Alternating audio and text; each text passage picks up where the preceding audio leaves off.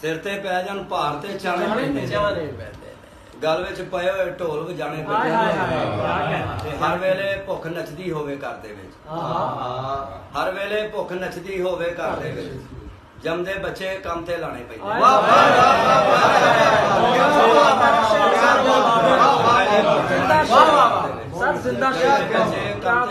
ਬਹੁਤ ਜੀਓ ਜੀ ਬਹੁਤ ਮਾੜਿਆਂ ਦਾ ਪਿਓ ਮਰ ਜਾਵੇ ਤੇ ਪੁੱਤਰਾ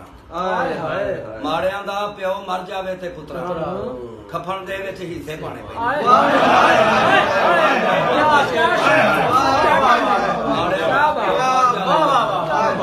ਖਫਣ ਦੇ ਵਿੱਚ ਹਿੱਸੇ ਪਾਣੇ ਪੈਂਦੇ ਮਾੜਿਆਂ ਦਾ ਪਿਓ ਮਰ ਜਾਵੇ ਖਫਣ ਦੇ ਵਿੱਚ ਹਿੱਸੇ ਪਾਣੇ ਪੈਂਦੇ ਬੱਚੇ ਨੰਗੀ ਪੈਰੀ ਹੋਣ